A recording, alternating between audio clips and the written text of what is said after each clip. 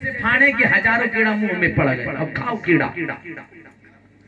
ऐसे ही चलेगा, पचाए फिर मुंह में 10 कीड़ा, 50 कीड़ा, 1000 कीड़े।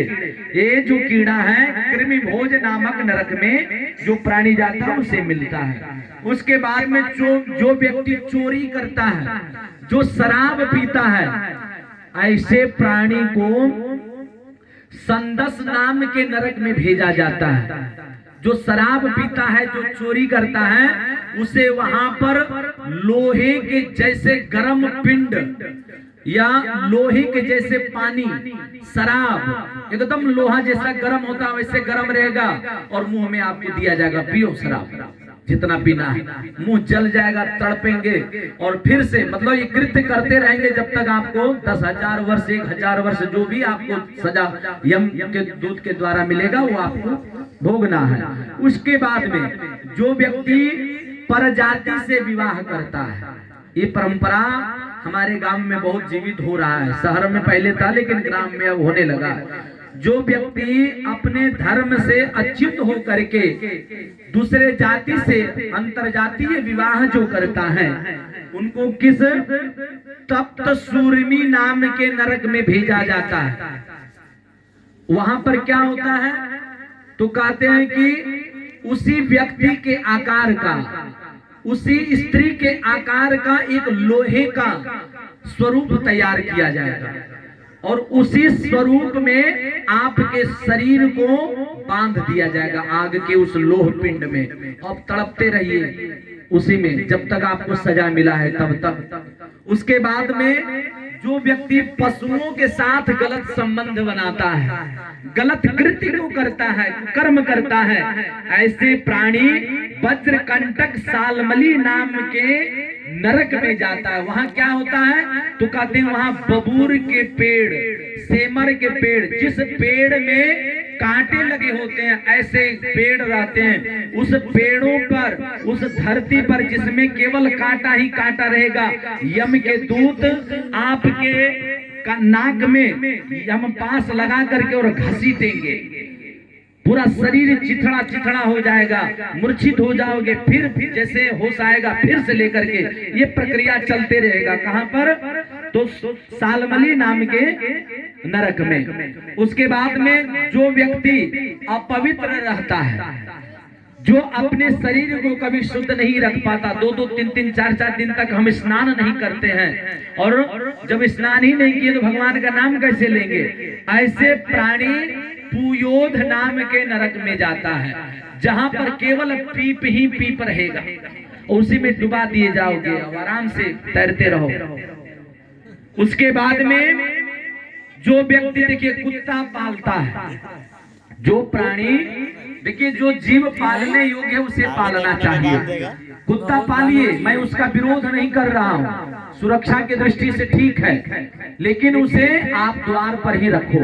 लेकिन हम क्या करते हैं, कुत्ता को छोड़ देते हैं, घर में आया, रोज रसोई में भोजन बना रहे हैं, वहां पर भी पहुंच गया, रोटी में जीभ लगा दिया, अरे चलो बेटा समान है, मान लिए बिस्तर में सो रहे हैं, वहां पर भी कुत्ता, हर एक जगह अपवित्र हर स्थान को कर दिया।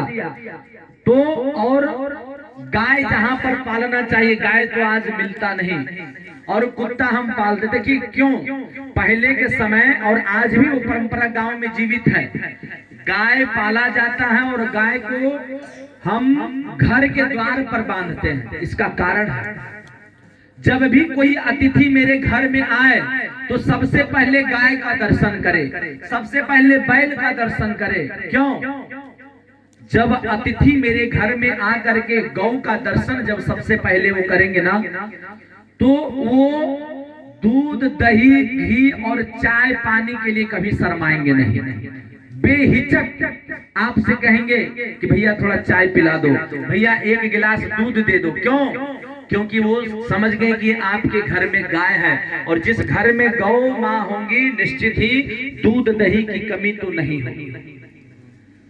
और जिस घर में कुत्ता बंधा रहेगा, कुत्ता का दर्शन होगा, समझ लीजिए कुत्ते से सावधान। इस घर में जो प्राणी रह रहा है वो भी कुत्ते ही समान होगा, वैसे ही काटेगा कुछ बोलने पर, बेचारा चुपचाप पड़ा। पानी दो तब भी, नहीं दो तब भी। तो कुत्ता नहीं पालना चाहिए। सावधान रहिए, कोई दिक्कत नहीं। जब आपद विपद आना रहेगा, जब डकैती होना रहेगा, कुत्ता रखो चाहे शेर रखो, वो होना ही होना है। क्यों पाप बटोर रहे हैं? तो जो कुत्ता पालता है ऐसे प्राणी प्राण रोध नामक नरक में जाता है। प्रेम से बोलिए राधा रमण भगवान की। बहुत बहुत शुभ आशीर्वाद हमारे दादी जी को। भगवान के श्री चरणों में हमेशा प्रेम बढ़ा रहे, लगा रहे और भगवान की संकीर्तन करते रहे, यही शुभ आशीर्वाद। तो जो व्यक्ति कुत्ता पालता है ऐसे व्यक्ति प्राण रोध नामक नरक में जाते हैं। वहां पर क्या करेंगे?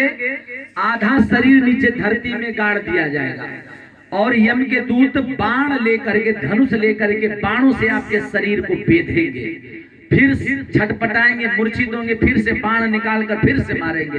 ये जब तक सजा मिलेगा तब तक आपको वहां पर रहना है और ये इस प्रकार के भोग को भोगना है। उसके बाद में जो व्यक्ति पाखंड रहता है, देवी देवता के लिए जीवों को बलि दिया जाता है कि ये कबूतर का बलिदान देने से ये देवता प्रसन्न होते हैं, इसका बलि से ये देवता प्रसन्न होते हैं, ऐसे प्राणी को विषसन नाम के नरक में ले जाया जाता है और उसी बकरे की तरह ऊपर काटा जाता है जैसे वो नीचे काट रहा है, ऐसे ही काटेगा। मरना नहीं है, केवल वहां छटपटाना है, भोगना है।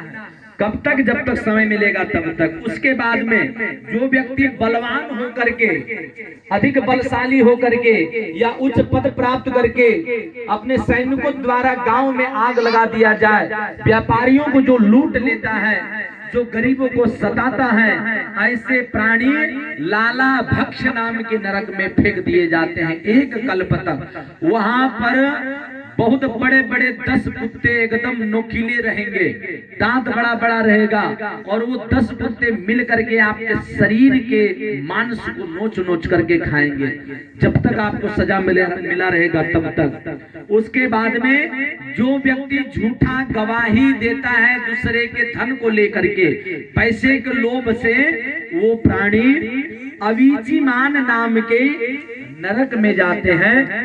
वहां पर यम के दूत पहाड़ पर ले जाकर के नीचे गिराएंगे, पत्थरों पर फिर से उठा कर लाएंगे, फिर गिराएंगे। ये परंपरा चलते रहेगी। कब तक? जब तक आपको सजा मिला रहेगा तब तक। इसलिए ये समस्त 28 नरकों के बारे में मैंने आपको बताया। इन नरकों से अगर प्राणियों तुम्हें बचना है तो हमें केवल भगवान नाम आश्रय लेना चाहिए। प्रेम से बोलिए राधा रमण भगवान की, दान दाता की। भैया जिनको भी दान करना हो समय पर कर लीजिए, 10 मिनट का अवसर देते हैं।